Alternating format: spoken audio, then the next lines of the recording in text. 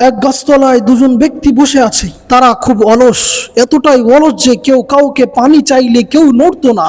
হঠাৎ এক ভালো মানুষ ওদিক দিয়ে যাচ্ছিলেন। তিনি বুঝতে পারলেন এদের অবস্থা, এদের পরিস্থিতি ভালো না। তিনি বললেন, দেখো ভাই, আমি মাত্র দুজনের জন্য খাবার এনেছি, কিন্তু সত্য একটাই, যে আগে উঠে এসে খাবার নিবে শুধু সেই পাবে। একজন অলস বলল, না ভাই, আমি এতটা ক্লান্ত, এই রোদে উঠে যাওয়ার মতো শক্তি নেই। আর একজন বলল, আমার তো দাঁড়ানোর শক্তিই নেই, খাবারটা যদি তুমি মুখে তুলে দাও তাহলে খেয়ে নিতাম। তাও থাক, লাগবে না।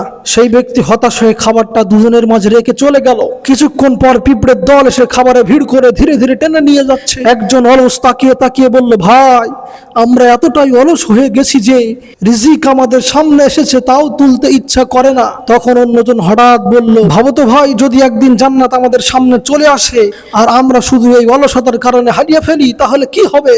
আর একজন বড় নিঃশ্বাস ফেলে বলল, জান্নাত এত সস্তায় পাওয়া যায় না। যারা উঠে দাঁড়াতে চায় না তারা তো আর পৌঁছাতে পারবেও না। অলসতা শুধু রুটি নয়, জান্নাত থেকেও বঞ্চিত করে দেয়।